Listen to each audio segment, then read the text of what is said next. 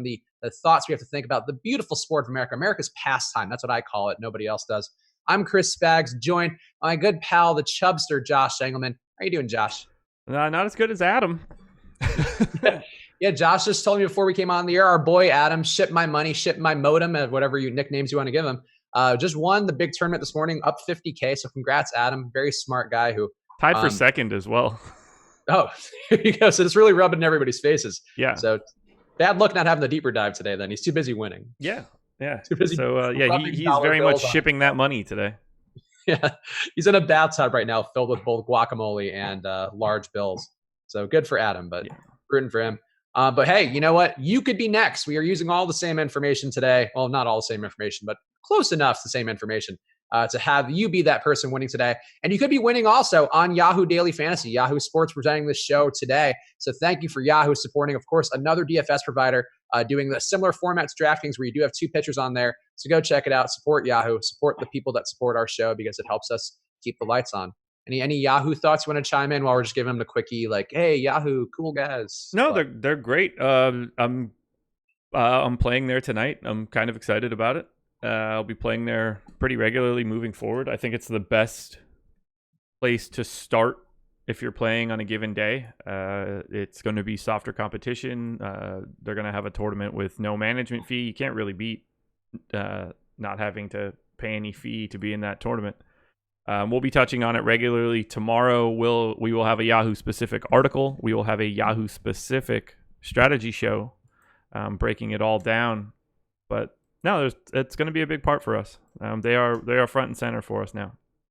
So Yahoo with us, and then get on there and check out that show tomorrow on the YouTube channel. If you're not subscribed to the channel, do that right now. Hit that notification bell. You'll get told the second that show is live. And again, Yahoo just doing their best to get people in the door. So now is the time to do that before it's infested by sharper players who are going to make it more difficult to win.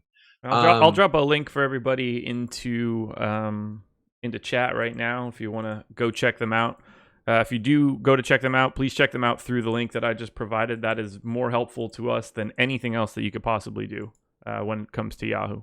And if you sign up using the promo code AWESEMO, I believe you get 30 free Yahoo dollars. Not real American dollars, Yahoo dollars. Sure.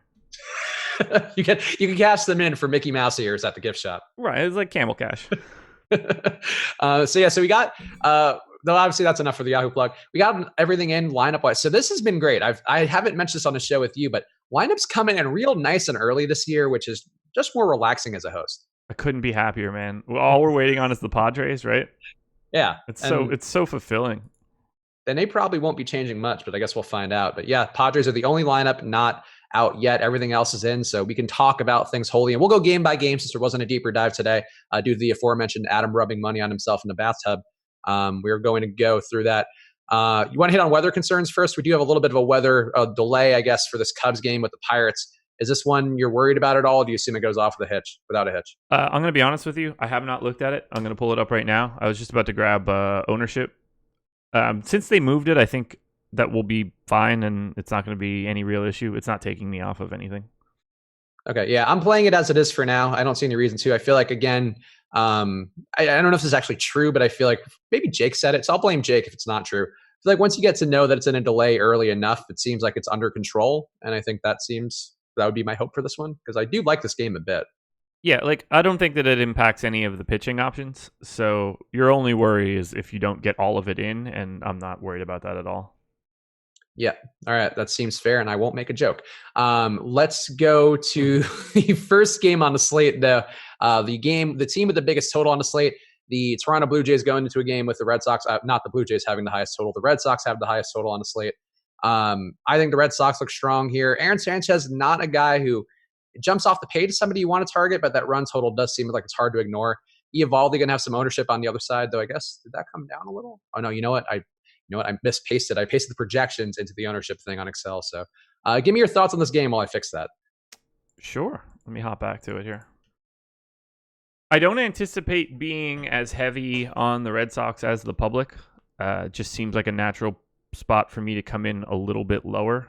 Not that I don't like any of these guys, and in particular, I really do like Betts, Martinez, and Bogarts.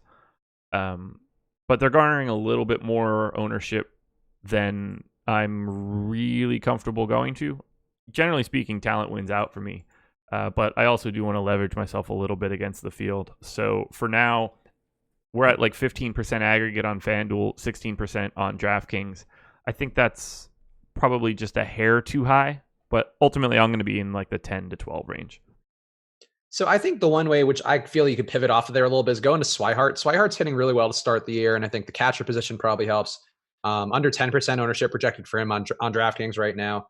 So you wrap him around, and then whatever of the top 5, if you want to skip a guy, I think that's fine too. That's one way I think you can differentiate a little bit from that stack, because it's just a big run total. I feel like it's hard, and I know you and Lofty debated run totals and all that today. I generally have just been trying to follow them as much as possible, even though there is a lot of variance and certainly teams can underperform. But for a team stack in general, I feel like I want to go to a team that's going to have that opportunity. And if part of it's going to be low owned, I'm a little bit more comfortable going there. Yeah, I mean, like it should always be. It's sort of a great indicator of where you should start looking. Like if you want to start doing your research, your best bet if you're looking at hitting is to sort a table of implied runs from highest to lowest and start at the high team and work your way through. And if you find something that you don't like and they're getting ownership, then that's a really natural place for you to pivot. But there's a direct correlation between more runs being scored and more fantasy points being scored. Any other sort of thought process for that would be lunacy. It just so happens that it's more variant. It doesn't mean that the Red Sox have to score the most runs. It doesn't mean like that it won't. The most likely scenario is that they don't by like a lot, but they still are the most likely team to lead the day in scoring. And when they do that, they will also lead in fantasy points. Yep. Yeah, that's well articulated by you. Any interest in Aaron Sanchez going against them, perhaps as a contrarian leverage play, given that he hasn't started the year that poorly? I have absolutely no interest in Aaron Sanchez. I think that he is the worst pitcher on the slate. Okay. By like a crazy amount. I have him projected for 8 fantasy points on DraftKings. Yeah, I think we have him projected for a little bit more than that on our projections at Awesemo.com, which you can get with promo code Live Before Lock if you want to get half off your first month. Go check that, and the ownership projection's out right now. But yeah, I think the only reason to go to him is that he's the cheapest pitcher on the slate, and you're getting theoretically some leverage on the field. But I did that for 1 out of 20 lineups. I think that was more than enough. That I would agree. That is more than enough. What about Eovaldi on the other side? He's going to have some ownership on him as well. And really, much like a lot of the Red Sox staff, starting the year poorly, really noticeably poorly. But the Blue Jays just so terrible overall, also starting the year very poorly, as anybody who's tried to roster them can tell you. What are you doing with that side of things? Love this dude. Oh God, he's gonna kill me. He's gonna be the main slate's version of Walker Buehler. I think I'm gonna have a ton of him. He's my favorite option on FanDuel. So on FanDuel, it's stupid because he's the second. Cheap, right? He's the second cheapest pitcher on the slate. So I love him there. On DraftKings, with him being the third most expensive, it's easier for me to get away a little bit. Like I prefer John Gray. I've looked into Godley a little bit more. He's grading out better than he did for me in the morning. He's someone that I'd be looking at DK. And like Kevin Gausman is basically playing the Eovaldi role on DK. Mm-hmm. He's the guy that's like oddly underpriced and the guy that I would want to be going to. But okay. I'm on FanDuel tonight, and I am going to have a large amount of Eovaldi. Yeah, I could see taking the risk more if he's going to be the second cheapest pitcher. If he's going to be at his price range on DK, it's hard for me to justify that. Like when you mentioned you have Gausman underneath. I don't like Samardzija, but given the run total there, I could see giving a shot to him as well. He doesn't project too poorly, so I don't. Actually, is that correct? Do we have? So we have Samardzija projected slightly better than Gausman, which surprises me. I have Samardzija I have him a point behind Gausman, so it's way closer than it seems. Yeah, we have him at 14.4 for Samardzija and 14.1 for Gausman. I have 14.1 Samardzija, 15.1 Gausman. But I think that Gausman has a much higher ceiling because of having better stuff. So while they might have similar median projections, I think the top end of Kevin Gausman is a lot higher than Jeff. Okay, yeah, that makes sense. So let's close the loop on this Toronto side then. Any stacks for you? I did put a few in there. I think Freddie Galvis also an interesting shortstop play. He's been hitting well, hitting at the number 2 hole as well, also pretty good. And the matchup, he's going to be hitting from the left side of the plate, and lefties have done better here versus Eovaldi overall, so I don't mind him. And I think stacks too, just an interesting play given the fact that Eovaldi has started the year pretty poorly. But what about you with the Blue Jays? I do want to touch on one other thing before we keep going. Oh, yeah. I like Eovaldi a lot more than Gausman on Yahoo. Gausman's $47 there. Eovaldi is just $33. But oddly enough, also at $33, I think Zach Godley might be the best Yahoo option. Ooh. Just wanted to touch on that while I had everything up. Yeah, no. Go back to what we were closing the loop on again. Oh, the Blue Jays as a stack. Anybody there jumping out to you? I think Randall Grichuk looks good. He's always perennially under. That's probably not the right time span for me to be using that word for, but Grichuk really underpriced on FanDuel on a day-to-day basis. That's probably better. I think Billy McKinney leading off is always in play. He's super cheap, but he's got power, and getting a lefty-righty matchup and being in the 1 hole is massive. So I anticipate getting to a bit of Billy McKinney. I really think that I'm going to have a lot of this game, but nothing in particular in bulk outside of Eovaldi. Okay.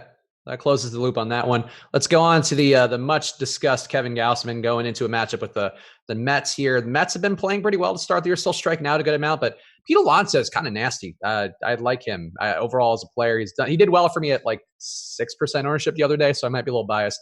But I like what I've seen out of this Mets hitting group so far. I talked about them on a show with Jake, and somebody mentioned them, asked a question. I was like, you know what? They actually, I looked at them, and I was like, they actually are hitting pretty well. And that same night, really their stacks have been good, I think, across the board so far to start the year. Steven Matz on the other side, also not projected for much ownership. The Braves going to have a pretty good amount on them. What are you getting the most of this game? Because I think there are a lot of directions you can go with this. Gausman for sure. Both sites. He's the second most expensive pitcher on FanDuel, but I still like him there. Not as much as I like John Gray, but I still like Gausman. On DraftKings, it's completely different. He's he's my best dollar for dollar pitcher. I don't have any interest in Steven Matz. I don't have too much interest in Mets bats, although getting to the lefty Nimmo and the lefty Cano and Conforto, I see them more as a 2-man or a 3-man stack than a full-on stack. And on the Braves side, pretty much just Albies for me, but that could change as I run this crunch. So yeah, I've got different stacks. I have a good amount of Brave stacks. I think Matz has been playing well enough where his success versus lefties gives me some pause going to the Freddie Freeman and Markakis as well is not going to give you a ton of pop, but actually has not to cut you off, but we just got the Padres lineup if everybody wants to know. There you go. So now we have all the lineups in. Thank you, MLB. MLB really on our good side overall with this. Getting a ton of time. Anything different? Yeah. Kinsler's not leading off. Oh, okay. That's a big change. Yeah. So I actually wasn't going to Kinsler much anyway, so I don't mind that. I was going down more the Machado, Renfroe, Myers group, so that remains unaffected. Oh, wait, no. No, it doesn't. Crap. Oh, Will Myers is up top. Oh, good. Okay. Good for Will Myers getting that bump up. Yeah, I'm anxious to see how he grades out because I was getting a lot of Padres this morning. Yeah, that's actually pretty interesting. That 1, 2, 3, 4. I mean, the 1, 3, 4 in particular, I already had, but it's an interesting group. Yeah. Back to Mets Braves, I guess. Yeah, back to Mets Braves. Oh yeah, so the Braves side, I think there are a lot of ways to go. I like Flowers. I like the wraparound sacks starting with Flowers. Dansby Swanson, also a guy at shortstop, hitting really well to start the year. Also just grades out pretty well in general for me. So I like him. And yeah, the Mets side, I think some stacks against Gausman makes sense. I think Gausman's going to be, we have him at 25% on DraftKings right now. I feel like that might even be a little bit more given the amount I've seen people talk about him today and pointing out how egregious the pricing is. So I don't mind playing Gausman, and I am doing that quite a bit. But I think some hedge stacks for me against Gausman feel like the right move. So that was where I shook out. Yeah, right. That's a lot of lefty bats to navigate. It is a lot of lefty bats, and again, just hitting well from the 2 through 5, or I guess down to McNeil have been hitting pretty well. That part of the stack I don't mind too much. I think McNeil generally underappreciated by people, even though the price isn't too appealing right now. So I don't mind that middle of the order part of the Mets stack either. But Gausman to me just looks like too good of a play where even though the Mets look good, I feel like Gausman's stuff is probably better right now. I'm a big Kevin Gausman fan, so. Yeah, he's done a good job to start the year. It's hard to argue it. Let's go on to the next one. We got this game that we talked about the weather up front. We're not super concerned about it right now. It is starting in a delay, though. The Pirates go into a game with the Cubs. We got Jose Quintana, Joe Musgrove. Musgrove really nasty to start the year, getting a good swing strike rate, good chase rate.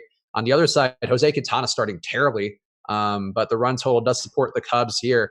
I have some Cubs here, but I am a little bit worried about Musgrove just being kind of good right now, or at least good enough to mitigate the damage. And Quintana, I think, is worth some stacks against, but it's hard to get there because the Pirates don't offer much up. What are you doing with this one? Ignoring Musgrove, I think I'm fine with that on both sites. Quintana, I'll probably have a little bit on FanDuel, but nothing crazy. Again, I prefer Eovaldi. Quintana's $100 more. On DK, where Quintana's $7,900 and projected to be the second most owned pitcher, I would safely try to avoid as much of that as I can. I would certainly be underweight because I think that I would end up being massively over on Gausman. He's not a complete zero to me on DK, but like I think that he and Steven Matz are not all that dissimilar for a GPP play, and one of those guys is projected for 35% ownership, and the other guy is worth 5. So I would just try to get to more Matz if I had to get off of Quintana at the exact same price tag. Well, not exact same, but $200. By all accounts, the same. Yeah, I think that's fair. So like Musgrove, I do think I wouldn't totally rule him out, and I think he's an interesting pivot to John Gray, who John Gray looks good to me. I really don't have any issue with him. I think everything checks out for him, both data and Vegas totals all seem like they're there. But Musgrove has just been pretty good, and even though the Cubs are a scary hitting environment, I think it's actually, I don't know if this person's saying the wind is blowing in. I don't know if they're meaning that for the Cubs game, but hopefully they are. If the wind's blowing in, that's even better.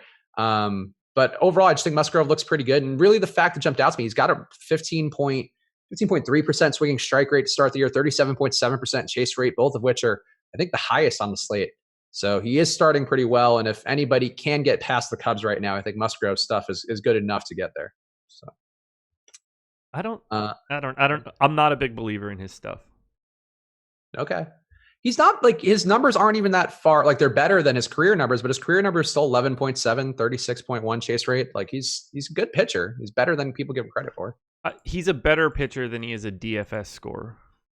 Okay. Yeah. And then at the top price on DK, or one of the top prices, I could see why that would be a reason to not go to him. He's the most expensive pitcher on FanDuel. That's okay. A little much. I'll agree. Yeah. A little much. Yeah. So that has a lot to do with it as well. But if you go with some leverage against John Gray, I think maybe then, and you go to Musgrove, I think that's an interesting approach for a tournament, just in case. I don't know. I think their gap in ownership is where it should be. Just looking at the DK ownership right now. About a 20% difference. Yeah. Like, I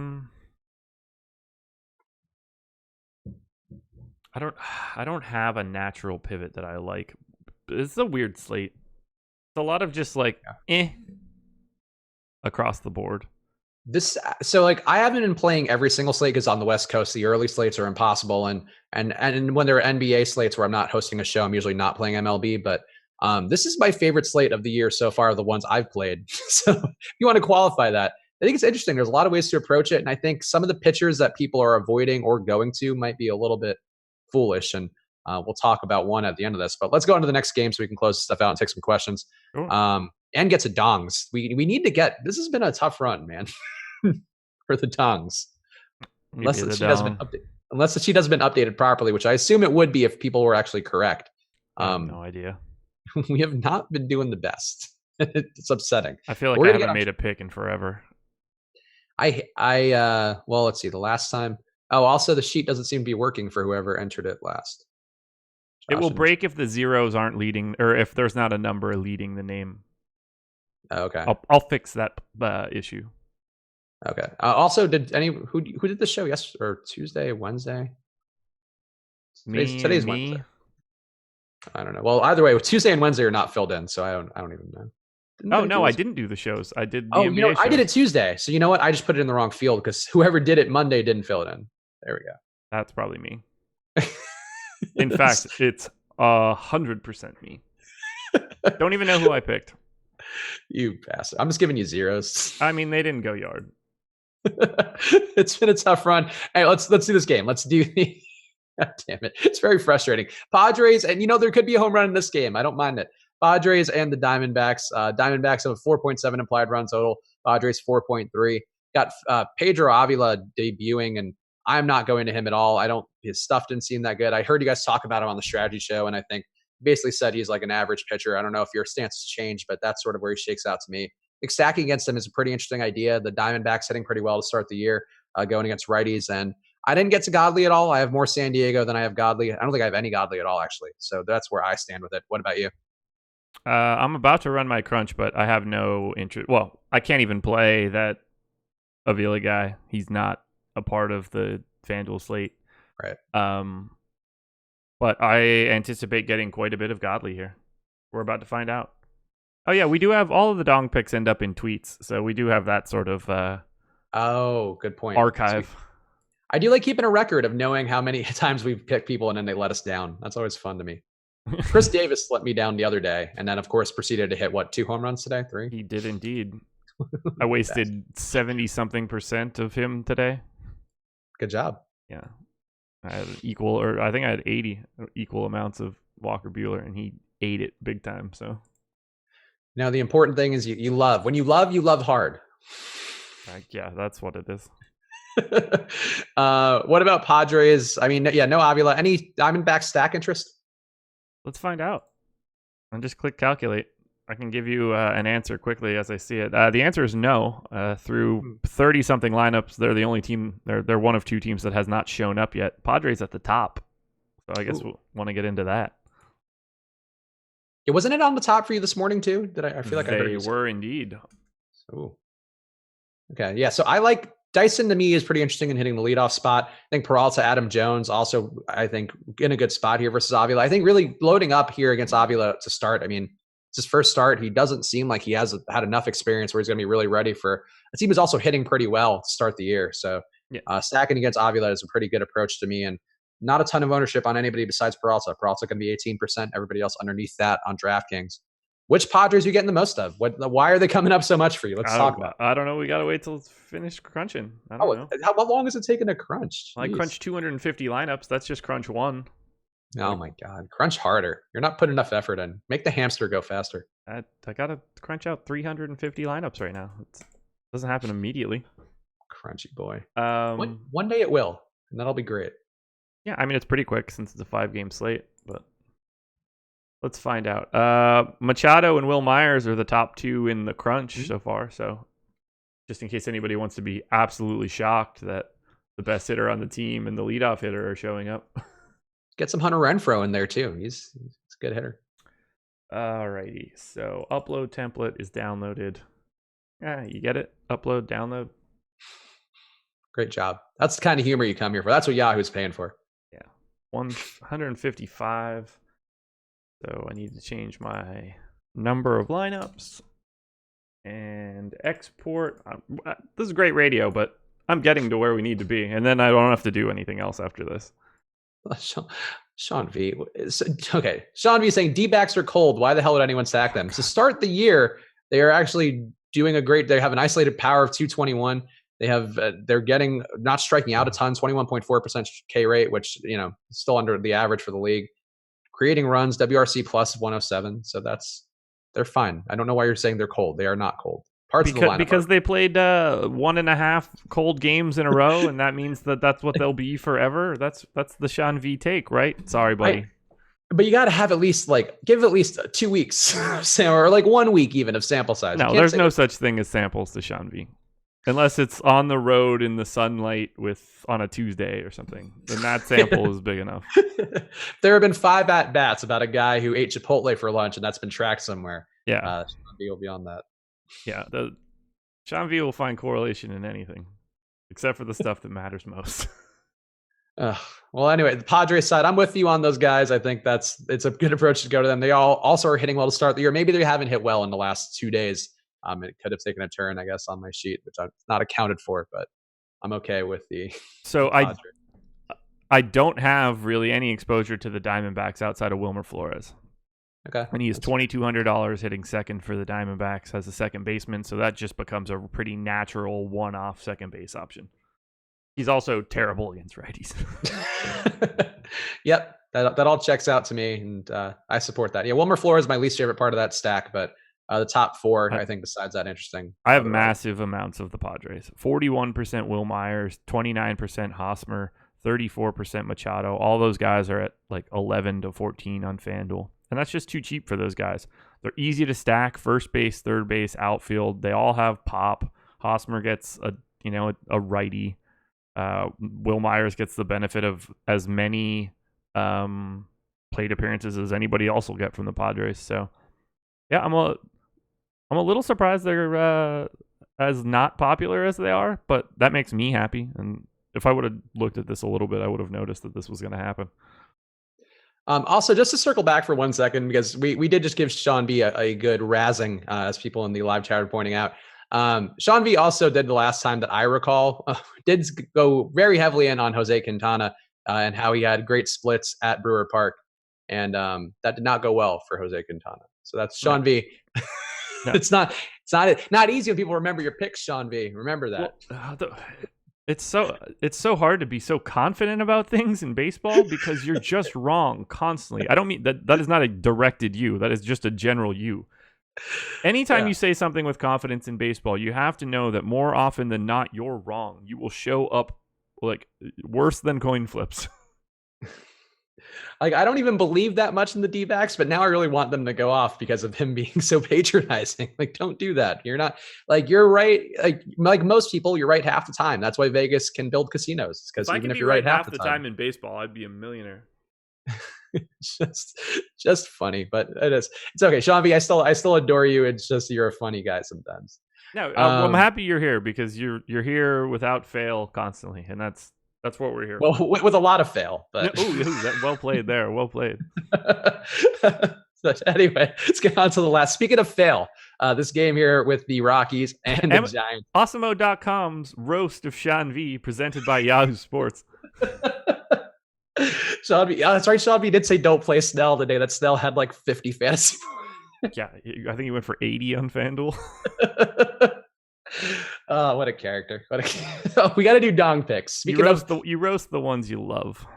That's true. Like, if we didn't know Sean V, it wouldn't be there. It wouldn't be this fun. It wouldn't make me laugh this much if we didn't have months and years at this point, a year of knowing him and enjoying his contributions. Look, I'll even throw myself in front of the line of fire. I'm wearing my Heartthrobs of the 80s and 90s t-shirt right now, so it's like Jonathan Taylor Thomas and Pacey and Dawson and all sorts of other dudes with like pink hearts and stuff. So look, you guys can get me now. Yeah, and I'm wearing a man bun today, so we all got our things. Yeah, Mr. Mac and Cheese made sure to point that out. Oh, did he? Okay, good. Woo. Oh, I wouldn't have known otherwise. Actually, funny tangent. Let's do the dong picks, but funny tangent. I went to Fogo de Chao a couple weeks ago, and I had a friend in town. Love Fogo de Chao. Love Brazilian steakhouses in general. And I had my man bun on because you got to wear your stylish hair to go eat meat off of swords. And they sat us. I was with a girl. They sat us next to another couple with a guy with a man bun. I was like, this feels racist. Did you fist bump him or anything when you sat down? What's up, man? No, because like I could tell we both knew, and like they actually were sitting in the same seating too, like where the girl chose to sat on the outside. Like, it wasn't my choice. Like I feel like the girl should sit in the booth and the guy sits on the outside. For some reason, we both sat in that order too, and they got up at one point and then switched because I guess he felt self-conscious about it. That's funny. Yeah, so don't be racist against man buns. I think that's the main takeaway. Yes, the race of man buns. We didn't choose that. We didn't choose classic race. Dong picks. You can give yours first. Oh, on the year right now. So we don't have it. I think we have about tracked as well as we can. There might be a few missing ones, but the correct ones are all in there. Josh 1 for 7 on the year. I'm 2 for 7. Jake 0 for 6. Emac 1 for 2. Emac untarnished by this tough start to the year. What would you go with, Josh? Oh man, it's really it's just an ugly day for picking home runs. There's not a lot of nonsense, I guess. I will take Kyle Schwarber. Okay. I will go now it's a tough choice. Like, do I troll your pick and try to increase my odds, or you know what? All right. No part of trolling my pick increases your odds, by the way. Well, no, because like that means, doesn't it? No, it does sort of, because like we're targeting the same thing, so the odds are higher that one of us will get one. No, I think so. They are completely independent of each other. In fact, it's probably more likely that you get one if you do pick someone on my team, because if I have someone that hits a home run, you're going to get an extra at bat and an extra run and stuff. But so that is microscopic. Otherwise, there is no correlation.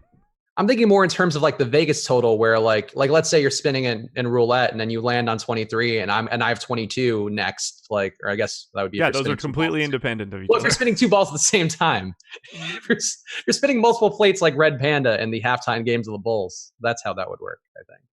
I just got told I took an awful pick. Oh, was Sean B saying it? No. I'm gonna go Mitch Moreland. He's the guy I have the most of. I like the spot, so Mitch Moreland's my dude. I won't tail your guy. Mitch Moreland is 21st. All right, that's fine. No issue with that one whatsoever. I do not have much Mitch Moreland. He is one of my favorite stocks on the night. I think he's in a good spot here, going lefty against Aaron Sanchez in that spot in the order. Well, that sucks. I do not have much Red Sox. They are 8th for me today. All right, Kyle Schwarber for Josh, Mitch Moreland for me. Those are your dong picks, so hopefully that goes well today. Let's go to the last game here, Rockies and the Giants. John Gray, going to have some ownership on him, looking also the highest price guy on DraftKings. It's all checks out here. The Giants not hitting well, and it's a good part for him to be pitching as well, so all that is fine by me. Jeff Samardzija, though, also going to have a bunch of ownership, a little bit under 25% on DraftKings, according to our ownership projections right now. And of course, you can get them half price for your first month at Osmo.com with promo code LiveBeforeLock. So go use that promo code LiveBeforeLock and get in there now. But Samardzija going to be owned, has a good run total supporting him. The Rockies hitting terribly, but Samardzija also pretty terrible. What are you doing in this one? Because it's looking pretty bad, but good potentially for the pitchers. I have a lot of the top part of the Rockies lineup. I have absolutely no portion of the Giants. Comparable ownership to John Gray, very little ownership to Samardzija. What I'm getting a lot of is Blackmon, Tapia, Arenado, Story. They're underpriced on FanDuel. I know this isn't the best environment whatsoever, but I'm cool with it because Jeff Samardzija is garbage.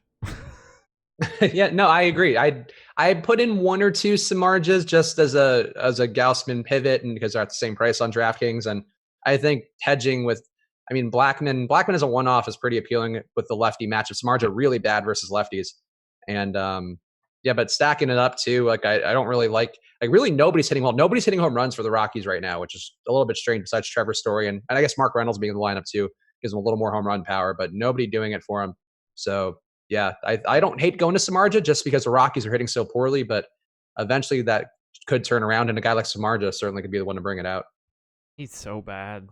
He's really bad. I color code my sheet, and there's a great amount of red by Jeff Samardzija in pretty much every category. Because he doesn't miss bats as much as he used to, that's what's making him like the top of this Rockies lineup a little bit more appealing. Giants Stadium obviously is, or whatever it's actually called, not AT&T, Oracle Park. Is better for righties than lefties, but just like not a great park in general. Blackmon's got enough power that I'm not super worried about it. And then Arenado and Story have, like, they can hit it out of any ballpark. They have legitimate big time ISO. So I don't mind it as much, but I'm not getting to much after that. Like, I don't need a lot of shares of Mark Reynolds or Ian Desmond down the lineup. Those guys just aren't very good, but I'll bet on the talent of Arenado and Story. Yeah, I mean, Samardzija's just giving up a ton of fly balls in general, so these guys are going to have a shot to get it out if they can, if they have enough power to drive it. So I think Reynolds, though, I would keep him in play now that he's hitting the 5-hole. I think that actually makes it a more interesting 5-man stack than Desmond. Desmond, not a perfect matchup and just really not hitting it terribly well. I think there's a little more pop for Reynolds, 277 ISO versus 156 for Desmond. I think that's a little more, like, I don't mind Reynolds, but I totally forgot that Samardzija was a wide receiver for Notre Dame. He could have been one of those like plucky white wide receivers in the slot, I think, if he had stuck with it. I don't think he's tall, isn't he? He's like a big dude, or am I crazy? I feel like he's like baseball tall, where he's like 6'3". 6'5". Oh, really? Okay, I'm wrong. Yeah, there's no plucky little dude there whatsoever. Isn't he a You can't boxer really, too? Or no, that might have been the safety that was at Notre Dame at the time. you can't be a plucky 6'5" slot receiver. No. You would just be getting banged up. That is not the good. Yeah, no, you're right.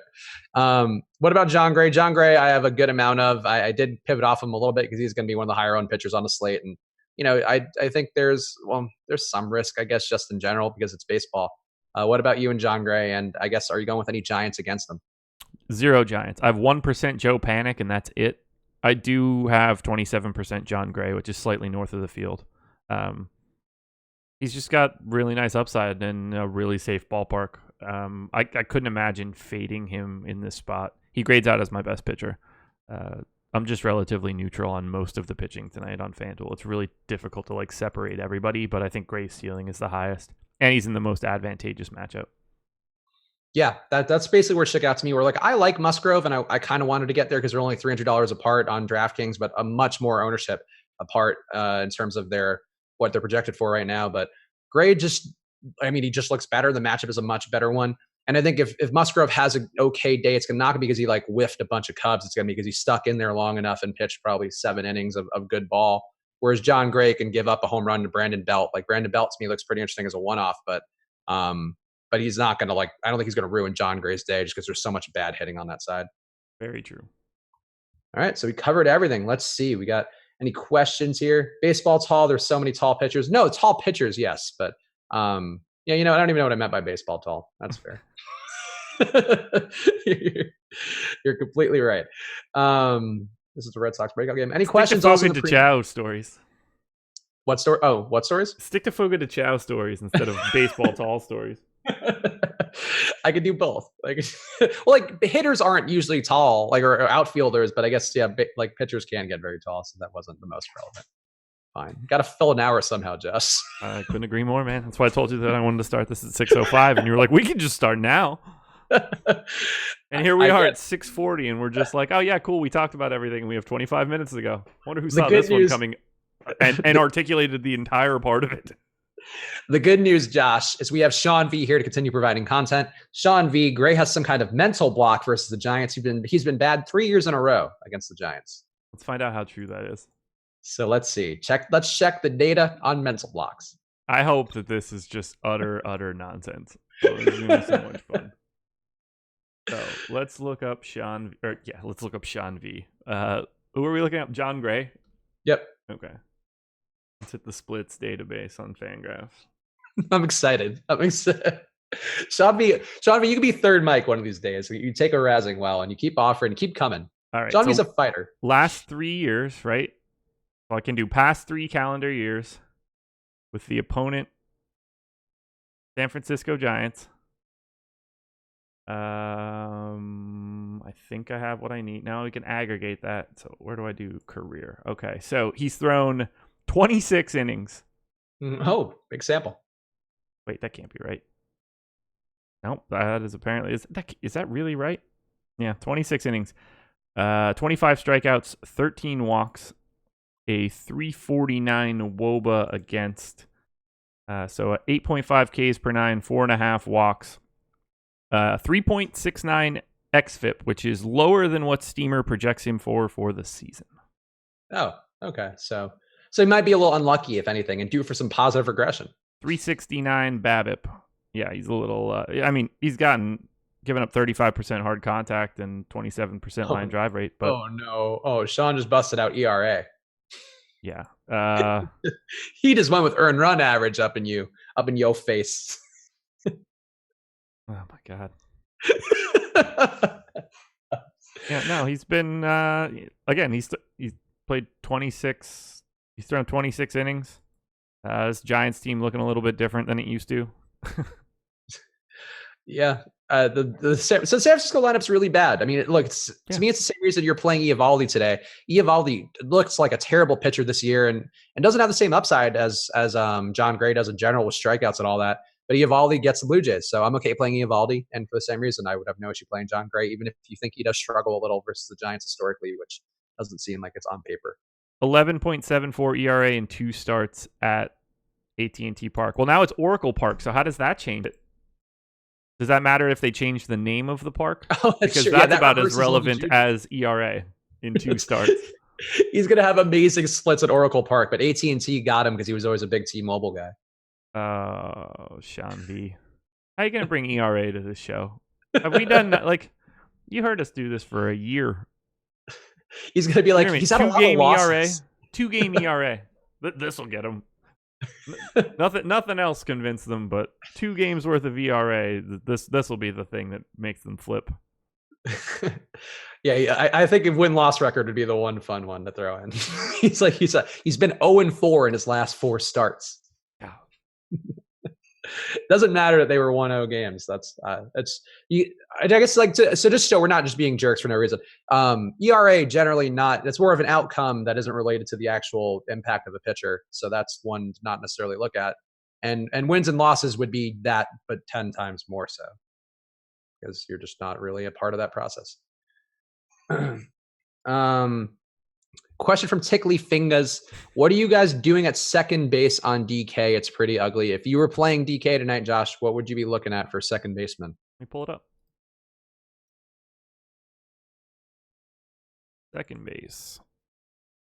I'm pulling up my lineup so I can see firsthand what I have. Ozzie Albies is the best second baseman, regardless of salary, on DraftKings. He's also the chalkiest play, so that makes me feel good. If you're looking to get a little bit different, dollar for dollar, Pablo Reyes grades out okay, but he's also very low owned, as he should be. He's hitting 7th, and he's 2,800 on DraftKings, so that's just a price play more than anything. But my top 2 are Albies and Wilmer Flores. I'm glad you said Albies. He's the first guy that came out for me. I have a lot of Albies, some Zobrist, some Descalso. Those are my main 3, it looks like. Descalso is second from the bottom for me. Zobrist is 6th. Well, Descalso, for me, the reason he jumps out hitting really well to start the year, and I like that bottom part of the Cubs order in general. I think that Jason Hayward's been hitting well. Jason Hayward's been playing like a different player to start the year. And certainly that can deep dive or not to quote another thing, but that could take a dive off a cliff at any moment. But I actually like the bottom of the order for the Cubs, and I think that's an interesting way to differentiate because Hayward, Descalso, and Caratini have all been kind of raking to start the year. And Schwarber too, so that doesn't make me feel great about your pick. Let's see what else we got. What does the V stand for? People just ask. Check the premium Slack. I don't think we have anything in the premium Slack, but let's see what the pulse of the people is. Oh, I got something we could talk about. Yeah, go ahead. So Alex has been putting out a top stacks article, which is free for today. So I'm sharing it on the screen right now. So what he's doing is giving you the chances that a team is the top scoring stack, how much ownership they are aggregating. So in this example, there's a 17% chance that Boston is the top scoring stack on DK. That is the highest of everyone by far. That should not be shocking. They have the highest implied total. They're the best offense on the slate. That should make some sense. Ownership share is the same thing, just the sum of their hitters' ownership. I see where you're going with this. I'm not going any. I'm just explaining what's on the screen. So we've had some. I think you're going to go like at number 2, the Padres. No. And then the third column that you see, top value. So that is your percentage, your fantasy points divided by your salary. So how valuable is that stack on a dollar for dollar basis? So what this is saying is Boston is the top scoring stack 17% of the time. They are getting 18% of the ownership share, and they are the top valued stack 9% of the time. Okay. You work your way down through all of this. We have it here for DraftKings. We have it here for FanDuel. Both top stack from a scoring perspective, top stacks from the ownership perspective, and then on a dollar for dollar basis. So the Pittsburgh Pirates on DraftKings are the number 1 ranked top value stack on DraftKings. They have the highest likelihood of being the best stack dollar for dollar. Interesting. Look, I mean, Jose Quintana has been really bad to start the year. Like, agreed. 7.7% home run rate, 2.71 whip, 0.526 BABIP. So pretty unlucky as well, but also just getting hit hard. and getting hit hard, 62% hard hit rate so far for the year for Jose Quintana. So there you go. More Pittsburgh, or it might be the move, I guess, based on all this information. Yeah, so they only have 10% ownership, but they have a 22% chance of being the most efficient stack of the night. I do have some Pablo Reyes, 2,800 on DK, and he has some pop versus lefties. So a very small sample though, 28 at bats, so not the biggest sample size. I put sample sizes in my sheet, Josh, so I can go. So now I know which ones are just small and pointless, and which are slightly more valuable. Let's see. People are talking. What was your D'Angelo Russell and Alex Caruso take? I did not have an Alex Caruso take. I just said that I think D'Angelo Russell is incredibly overrated and not one of the better players on the Nets. I would disagree. But he's a usage player, but he's a better version of like Donovan Mitchell in my mind. You are out of your mind. No. There is not a GM in the league that would take D'Angelo Russell over Donovan Mitchell. Because of perception, I think I would need to look at stats and stuff a little bit more, but they're both just usage heavy guys, except that Russell contributes assists and contributes. He doesn't rebound at all, which would be nice if he did something. Defensively, he doesn't offer much, but yeah, that'd be my take. Whew. That is not the name that I expected you to use for this comparison. Well, to me, Mitchell is just like the gold standard of guy who gets a lot of usage and is good primarily because he gets a lot of usage.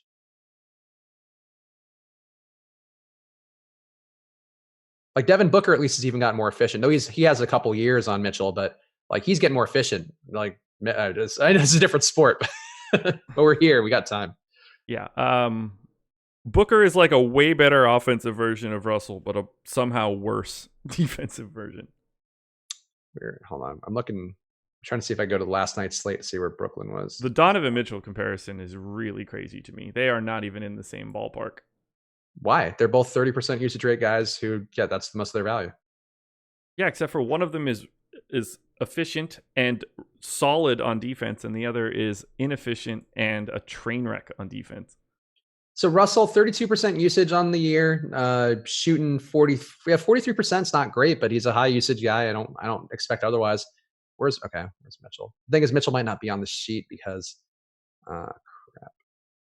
Let's see, Mitchell, is he on here? Okay, Mitchell on the year, shooting a worse field goal percentage, usage rate like 0.3% less. They're the exact same player. Look, if you look at the numbers, they are literally the exact same player. I'm looking at the numbers. I'm just not looking at only usage rate for some strange reason. Well, and assist rate too. D'Angelo has more assists. I mean, granted, Rubio's out there, so that doesn't inhibit Mitchell. So I'll agree with that. I think they're just the same player. Like, if you put them in the spot, they would do the exact same thing. There is not a person on the planet that will share your opinion on this in the NBA space. Oh, I think that's wrong. You hear a lot of talk about Russell being a most improved player candidate, a possible All-NBA candidate. Nobody says that about No one is talking about D'Angelo Russell being an All-NBA candidate. No one even thinks that he should have made the All-Star team. That's the biggest farce of this year. That is inaccurate. He has Russell's a 41% assist rate, and Mitchell is about half that. Okay. I think if we're just looking at numbers in the actual performance this year, that like Russell's a better player. Mitchell, they're similar players. Yeah, D'Lo isn't the. Yeah, I mean, I would agree with Adam Burst's take. You're drunk if you think D'Lo isn't the best player on the Nets, but he's still way overhyped. I don't think he's overhyped. I think people are still crapping on him because when he was a little weirdo with the Snapchat thing, people still hold that against him. But he's been a really good player. And if I had to go into next year, I would rather start my season with Spencer Dinwiddie than D'Angelo Russell. No, I would disagree. Where were you during Point Mitchell part of the NBA season? He was very good without Rubio. I said that. I agree. I don't know. I just think you're not being fair to Russell. I think he is, though. The one claim you can make at his as his downside would be he's very heavily enhanced by Kenny Atkinson and that system and them playing to his strengths and trying to coach the bad parts out. And I think they've done as good of a job of that. He wouldn't be the same player in Utah, but I think Mitchell would be a better or comparable version in Brooklyn. Oh, he'd be so much better in Brooklyn.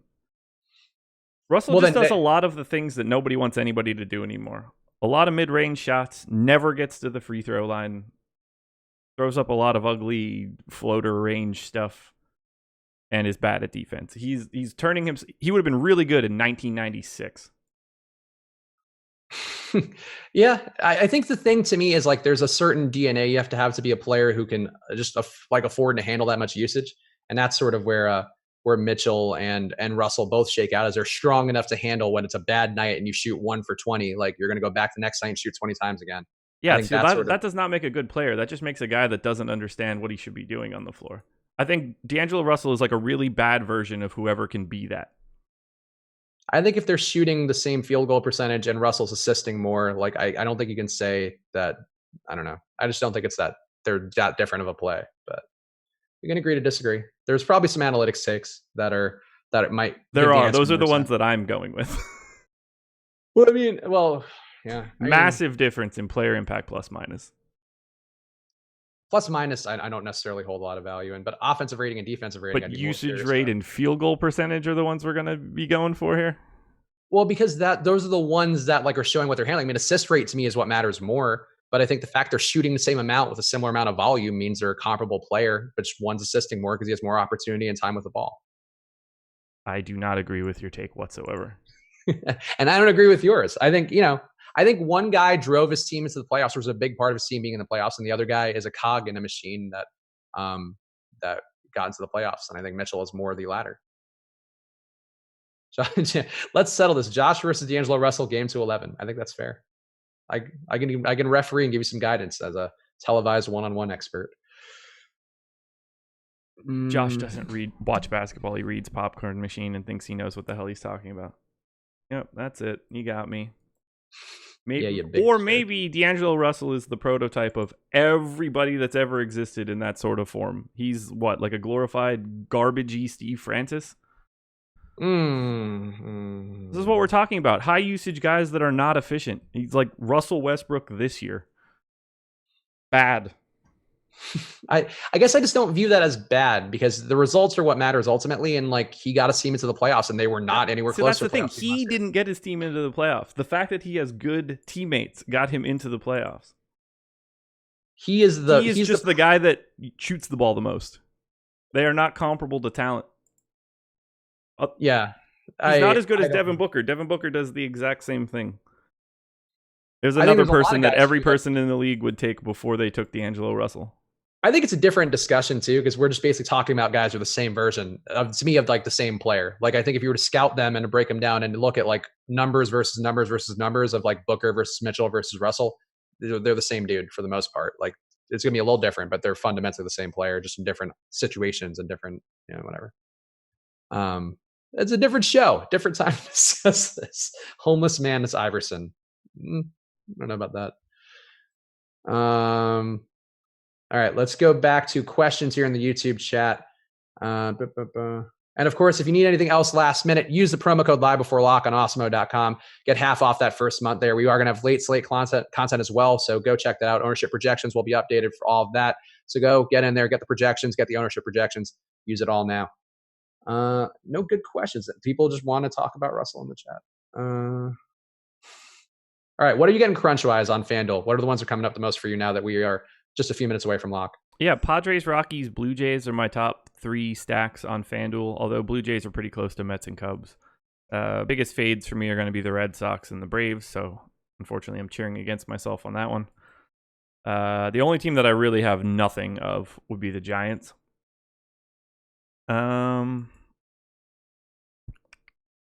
Pitching, I'm kind of just balanced between Gausman, Gray, Godley, Quintana, Eovaldi, with Gray being my highest exposed pitcher.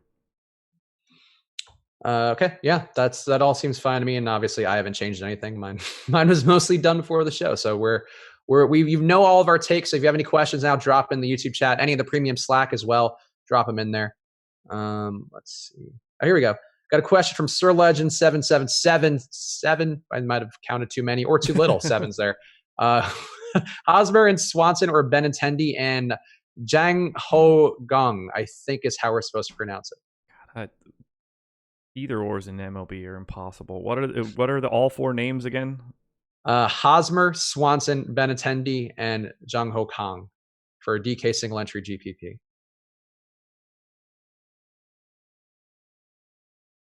Damn it, DK. Giving you 2 curveballs there. Single entry and DK. and No tournament. one on the planet can answer these sort of questions off the top of their head in baseball. Yeah. I have more Hosmer. Oh, actually, no. Actually, I don't think I Hosmer. Yeah. Ben, I need to build this thing back out again so I could just type these names in and give generic answers. I like Swanson quite a bit, Swanson. but I don't have much Hosmer. Eric Swanson or Dansby Swanson? Dansby, I would presume. Benintendi and Kang. Yep. This might be the only either or we get to. All right. Now, what are the two groups? What? Hosmer, Swanson, Benintendi, Oh, yes, Kang. and Benintendi and Kang. Benintendi and Kang by a mile. Okay, there you go. So take that to the bank, Sir Legend. Dave asking thoughts on Rowdy Tellez. It's Dave's hot take of the day on FanDuel. Oh, God. I'm going to remove. Nice. So I have 28% McKinney, 28% Grichuk, 17% Smoke, 18% Freddie Galvis, 3% Rowdy Tellez. That makes me feel perfect. I never have a problem with Rowdy Tellez. Great home run rate. I think in this matchup too, if you're not playing Eovaldi, I don't think he would be one guy I would consider to leverage off of him. So I have no problem with Rowdy Tellez. But I didn't play him today, so for whatever that's worth. People just silly. Oh, here we go. San Diego and Arizona stacks. You obviously like San Diego, but give the people your thoughts one more time on Arizona. They don't look great. I'm massively under the field with my only real exposure in the Diamondbacks going to Wilmer Flores, who's just simply underpriced on FanDuel at 2,200 in the 2-hole. I don't mind the Diamondbacks as much, and I think that stack seems fair to me and will be not terribly highly owned. But the Diamondbacks haven't hit well in their last game, so watch out for that. It's always a trap. Be careful of the team who didn't hit well in one game. Ron Swanson, no. What do you guys think of the Mets stack with Cano, McNeil, and Conforto? That is one that I have, including other guys. Cano, McNeil, and Conforto. So I don't get to McNeil on FanDuel, but I'm over the field on Cano and neutral with Conforto. I have a lot more Nimmo and Alonso. All right. People just self-effacing chat down there. Nimmo Dong call from Sean V. There you go, Sean V. I'll give you one if you're right about this. And I think that Nimmo call is not a bad one. You want to be contrarian. Brandon Nimmo is 38th for me today in my model. I've got him as having a 3.8% probability per at bat. Because I still don't do your adjusting for the number of at bats. Donaldson or Freeman as a one-off on FanDuel? That's a little more relevant of a question. I have 4 times as much Donaldson as I have Freeman.